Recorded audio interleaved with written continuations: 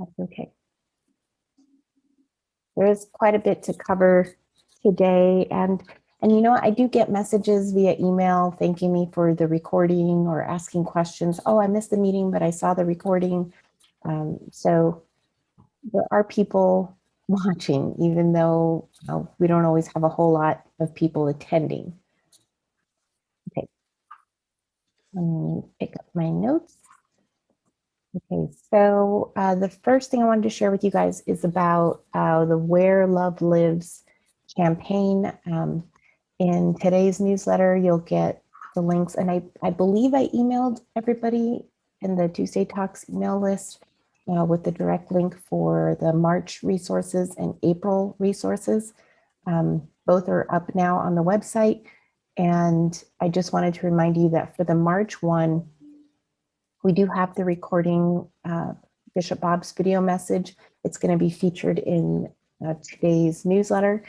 And there is a link to be able to download the video so you can repurpose it in your own church stuff. Or if you needed to print the transcript of the video, that's available as well. For the April resources, did any of you guys, so I'm assuming that I did email that link. I think I did last week or maybe over the weekend, who knows? For the April Where Love Lives resources. I know I've talked about it before, that it's the bigger video and then segments. I was just curious if anybody has had a chance to take a look at that, if there's any questions about how to use it. Everything's good? Okay. Then we will move on. The important dates that I wanted to share with you guys. And I am going to email this to you when we're done and the recording is available. There's a lot. And I plan on having a new section on the Desert Southwest Conference website that has these dates featured. I mean, right now, it's part of why I was a minute or so late.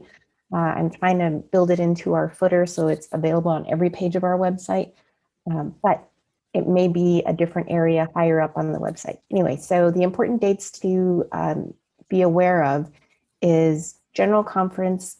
You know, it was postponed because of COVID. I believe the dates were August 29th through September 7th, 2021. Well, now it's postponed again. And so the new dates is similar, August 29th to September 6th, 2022.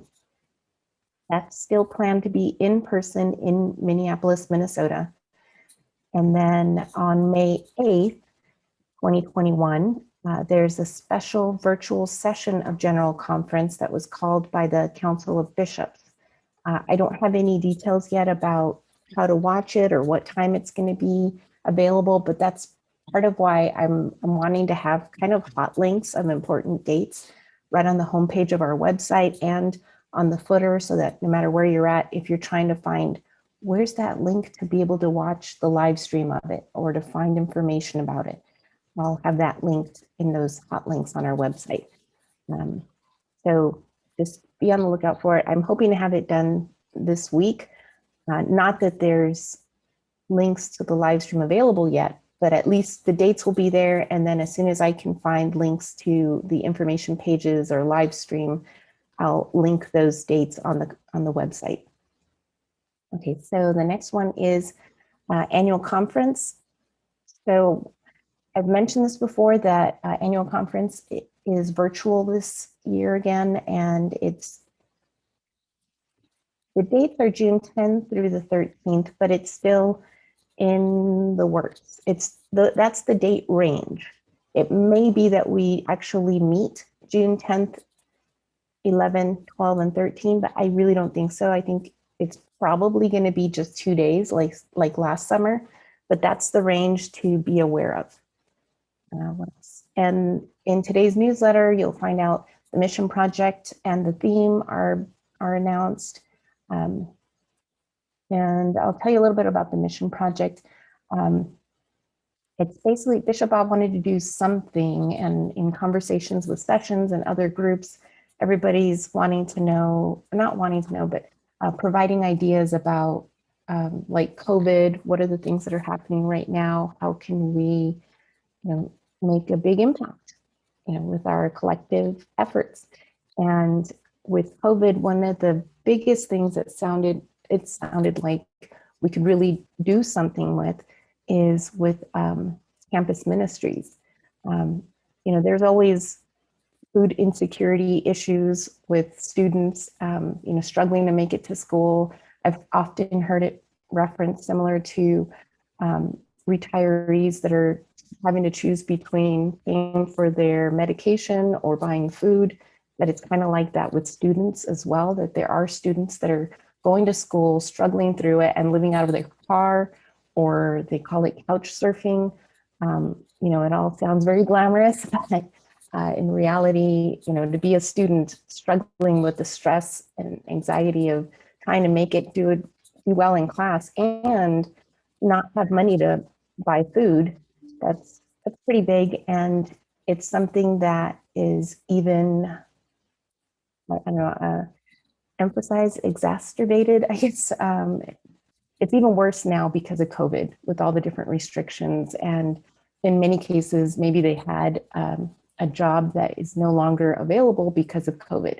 So that's the plan, is for, there's more eloquent information about it that Billy Fidlin has put together, that you can just copy and paste and put it in your church newsletter as we start to launch this mission project. But I am curious, what are the types of things that you guys at the local church level would need or find useful for advertising about the mission project? Last summer, we had some little video clips.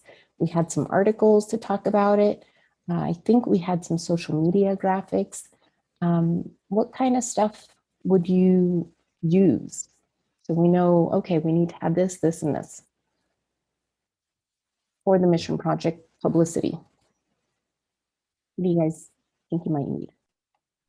I think video clips work best, if we can. Especially if there are personal stories.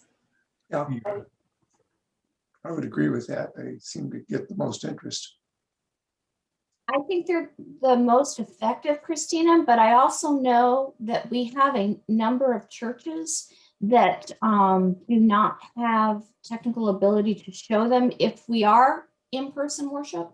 And there are churches that are still that only send material out. They don't do a video service. Because their congregation, it wouldn't be effective for their congregation. So I think that we need to do it in multiple ways instead of just, True.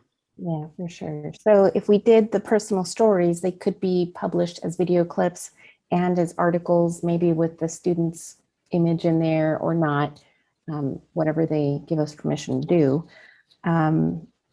Printed is always good for us because we have so many who can't connect. Which one? Printed materials, so the articles and the pictures, what you're saying, is very helpful for our demographic.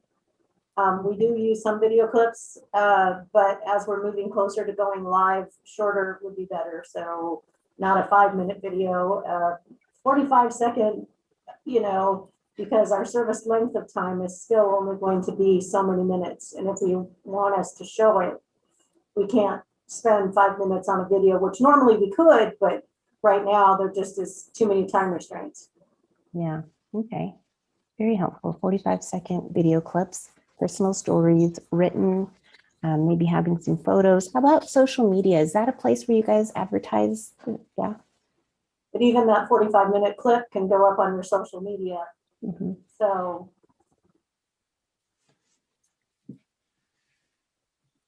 Okay. Thank you. Very helpful. All right. Then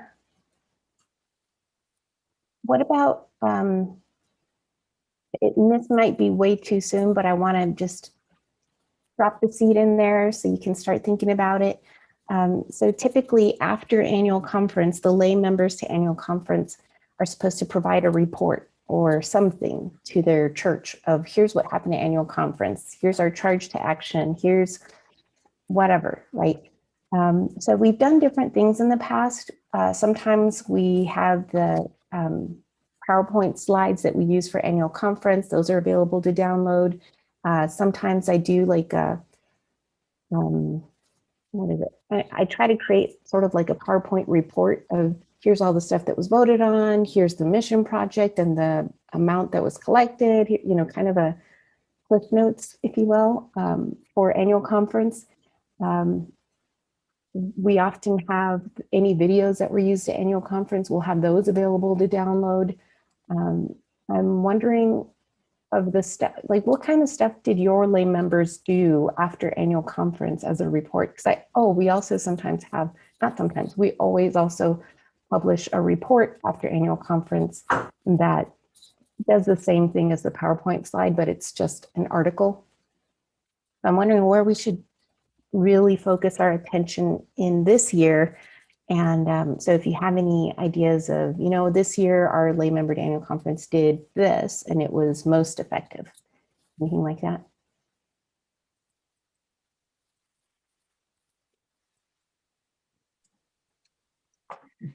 Good. Greg and then Jim? Our members of the conference last year did a short video. I mean, each one of them got maybe 1 minute, 2 minutes, and gave their perspective on what happened and repeated some things, but a lot of it was mixed into the service, and it worked very well. I mean, I think a lot of people appreciated that because there have been some years where the lay members of the conference have not had the opportunity to speak. So it was nice to have it done virtually.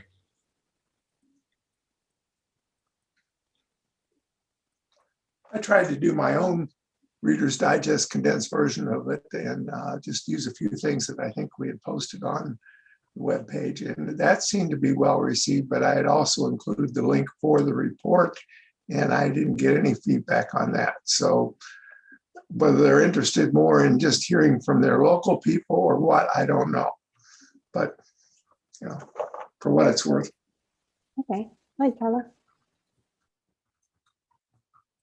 So in the past, we've always had more than one delegate. And in the past, we have done a worship service that was an interview type thing. That, you know, would be the 2 delegates and then the pastor, because the pastor, of course, was there as well.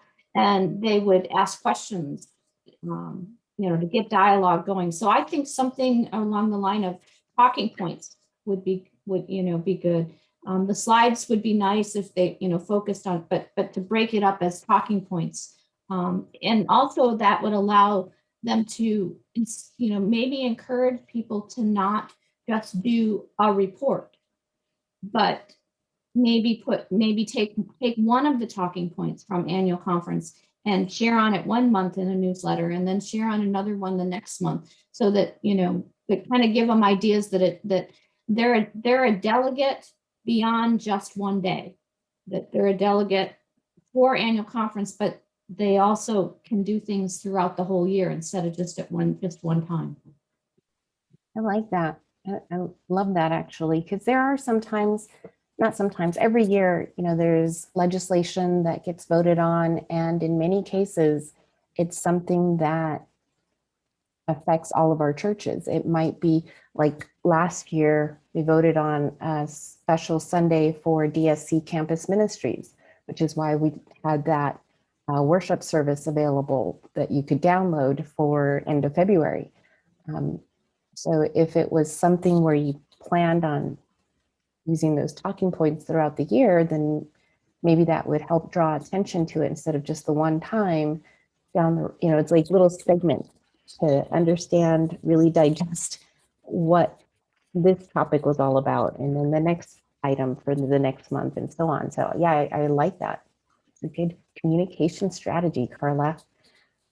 All right, so moving on with the rest of our dates. And if you guys have more ideas, bring them on, because I'm planning on using this stuff to develop resources and to encourage ideas for how lay members to annual conference can share the news. I made a note of yours, Carla, and we will share that. Okay, so July 2021, I don't have the exact dates yet, but there will be a special. It has not been set. Right. So there will be a special called Virtual Jurisdictional Conference, and that one's to retire the bishops and announce coverage of Episcopal areas, determine if or how many bishops will be elected. And if you were wondering, that does include Bishop Bob Hoshibata. So that's the next date. September 2021 is the official retirement for those bishops that were voted that yes, you can officially retire. And that includes Bishop Bob. And then the next big date is the actual general conference in person in Minneapolis, Minnesota, August 29th through September 6th, 2022. And then, of course, in the fall of 2022, we'll have a Western Jurisdiction Conference in person, and that's when we would elect bishops, make Episcopal assignments for the new quadrennium. We'd elect members to general boards and agencies. All this, of course, assuming I'm willing, COVID allows in-person stuff. Yeah, Jim. I had a question from one of my church members asking why the general conference couldn't be done on Zoom or social media.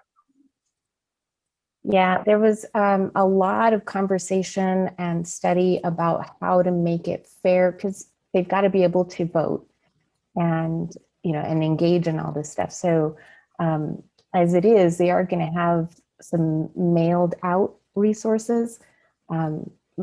But apparently, just like with us here in the United States, there's already difficulties. Not every area can participate virtually. And so if we plan a whole, not we, if whoever it is that plans it does the whole thing as if we were having an in-person session, but all virtual, then it's not fair and equitable for all. Not everybody can do that. Go ahead, Carla. So Jim, I will post a couple links of some articles, because there's one really good article that was sent out last week that explains the financial burdens, the technology burdens of why they are not able to hold it virtually, and why they are doing the May 8th virtual conference. For those of you that don't know, I am a delegate to Western Jurisdiction. Yeah. So there were two really good articles that explained what was going on, and I will share those in the chat as soon as I find the links for them. I know they came out with you, Christina, but I'll put them right in. They came out on the conference website too. But yeah, it's just logistically wasn't really feasibly fair for everybody. Thanks, Carla. I would respond to my church members saying, hey, this is what we had here and what we discussed. So they seem to really appreciate when you get back with them regarding any of their questions. Perfect. And I'm going to include the question about and Carla's links in the email that I send out to everyone after the session's all done. Okay, let's see here. What else? I think that's it for the dates. Any other questions about that? Okay. Thank you, Carla. Then the next, it's an important date, but it's different. This is just our local Desert Southwest Conference stuff. Later this week, March 4th, from 7 p.m. to 8:30 p.m. That's Mountain Standard Time. So for folks in Nevada, I believe that would be 6 to 7:30 p.m. Because I think you guys are still Pacific Standard Time. And so what I'm going to do is include an invitation. I'm asking you guys if you could or would send out the invitation either via email to your membership or on social media, or maybe just to your church and society group, whatever makes sense for you guys. You know your people much better than I do. Excuse me. So the invitation is just to be able to register and participate or send questions for the fishbowl presentation that's happening on March 4th with the Economic Inequality Task Force from the Desert Southwest Conference. This time they had a fishbowl like this in December, and that one was on racism. And this time it's about education. And then in May, they'll have one on the criminal justice system. So if any of those sound interesting to you, send out this invitation. If you think that your membership would be interested in it, send out the invitation. Yeah, they're going to be talking. I'll include these questions in that invitation. They'll talk about like, how does funding affect learning opportunities for schools? What resources could create a more equitable learning environment? What do we know about the funding of students with disabilities? What policies or legislative actions should we be aware of? This topic is particularly interesting at this time. And I hate to use that word interesting. I guess for me, it's a personal topic because I do have a daughter in high school, and I can see how going through school right now through COVID, having to all of a sudden, oh, like today is an online day. So they're not going to go to school in person. Sometimes they're in person, sometimes online. And for grades, you can tell that the online stuff really makes a huge impact. She's lucky enough that she does have a computer and internet access, but there's so many kids that's an issue. They have to, and they do get it, at least in the Scottsdale School District, they can check them out from their school. In other cases, I don't know how they do it. It's a big deal right now, and they're going to have some of the panelists are that are included are from the Arizona House Representatives. What's his name? John David Bowman, who was working very closely with this other woman that I can't remember her name right now, but that works on education legislation for Arizona. I don't know if they have anybody on for Nevada, but the name, so if you're a Nevada person, maybe one of these names is from Nevada. It's Larry Frederick, John David Bowman, Stephanie Hamilton, Tom Bullis, and Economic Inequality Task Force members. Those will all be on the panel. And if you have questions about it, you can email Billy Fidlin, and her email address is included in that invitation. Okay, now worship resources. Oh, well, do you guys have any questions about the Economic Inequality Fishbowl on March 4th? Okay. So worship resources that are coming up. So I think it sounds like we're on schedule to have the service for the Sunday after Easter available to download, including the worship transcript. It's going to be posted by the end of the day on March 17th and accessible at dscumc.org/worship. There is more talk about the COVID memorial service. It was looking like maybe it would be scheduled for Palm Sunday, but I think that's going to be pushed back again. And so it might be sometime in the fall. But as soon as I hear anything about it, I'll let you guys know. It will be available on that dscumc.org/worship page. And then speaking of worship, so the event we just had this last Sunday was the Black History Celebration worship service, and then a Q&A webinar with Rudy Rasmus and others that are part of the book, I'm Black, I'm Christian, I'm Methodist. We talked about potentially that churches would be able to download the recording and use parts of it for their own worship service. You can't do that. You could, but there's going to be some copyright issues that you're going to have to deal with if you choose to use it that way. I have And I'll send you guys the YouTube link to the recording, and in the description of the YouTube link, you can see all of the copyright information. Several of the songs that were used needed to have the one church license because they weren't covered through CCLI.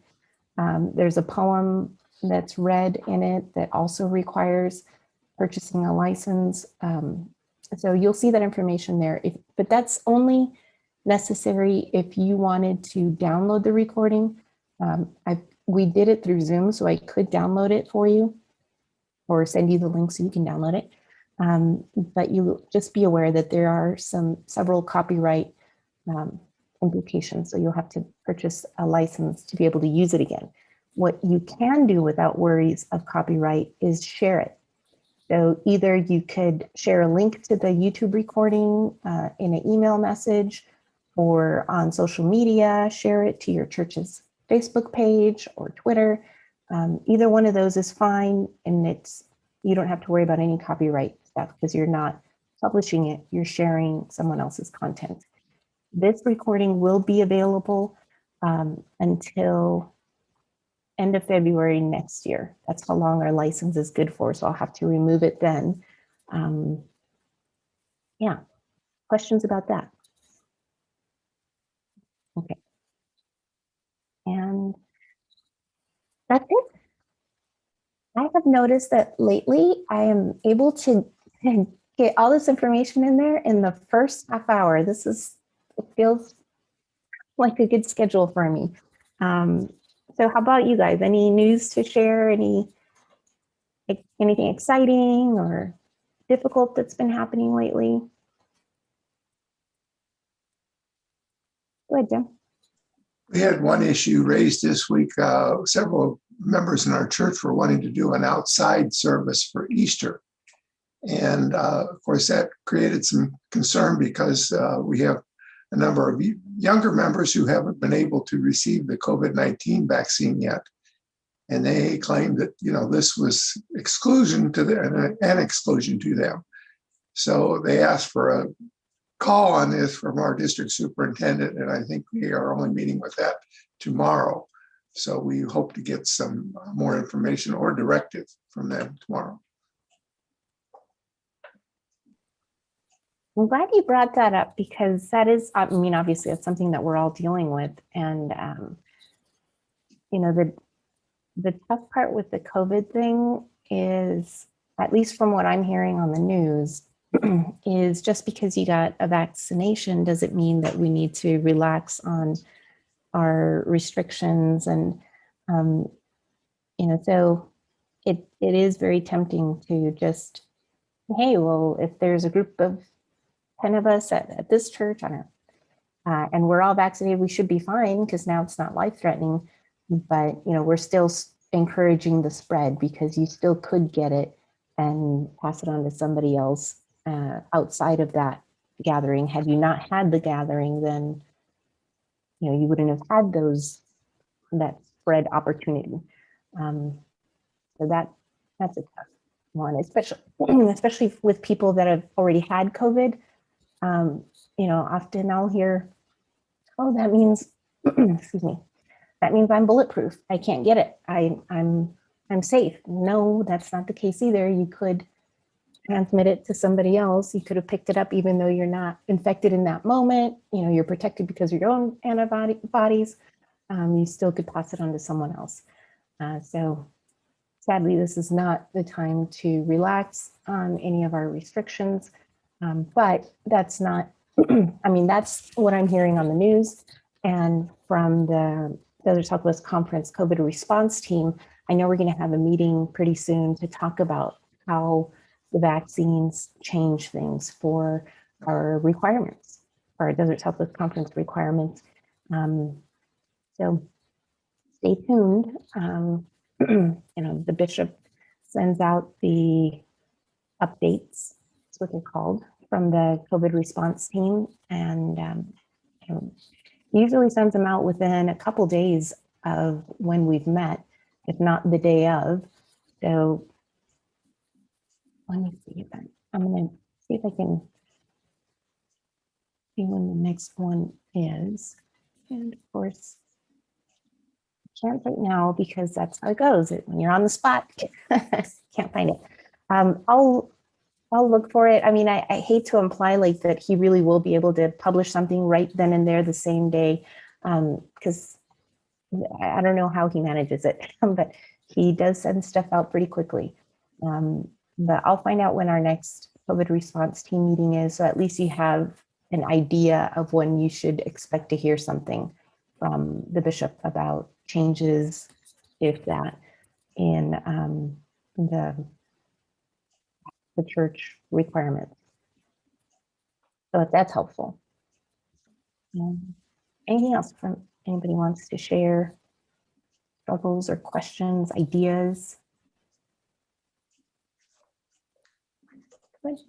Just other than to say thank you for getting the information out to us for the bishop's message on the Sunday after Easter, because we had several people that were quite concerned about that. So, I'll be able to tell them, hey, we will have that. We will have the transcript so we can, send it out to our shut-ins. You bet. No problem. Go ahead, Greg. Is that a complete service? Yes, that's what I'm understanding. Yeah. I don't know. I just want to be able to tell our tech team and the pastor, if it is, one time, I think a couple weeks ago, we were discussing, it might just be, the bishop's message itself. But if it's an entire service, Mhm. it'd be nice. I mean, I'm Christine, not forcing the issue, but I'm just curious. did I read somewhere that it was going to be the whole service, but it was going to be divided into pieces so you You could could do it. pick? Yeah. Will you Yeah. also create the whole service as a link? Mhm. So that if somebody wants the whole service, they can do the whole service, or they could take pieces of it. Yes. But when we have the whole service, there's still going to be something that your church will need to do, which would be any of the copyright stuff. You'll have to not change, but you'll have to post your own church's CCLI license number in there, because the conference one isn't going to be, not going to work for it, for you guys to republish. So there's a little bit of work that you'll need to do, but shouldn't be bad. Okay. Any other questions? Okay. Then we're 10:33. I think we can call this session done. Right. So next week, don't forget, next week is when we'll hopefully have some clergy meeting us, where we'll talk a little bit more about the clergy email accounts. So FYI for that. All right. See you guys next week. Have a great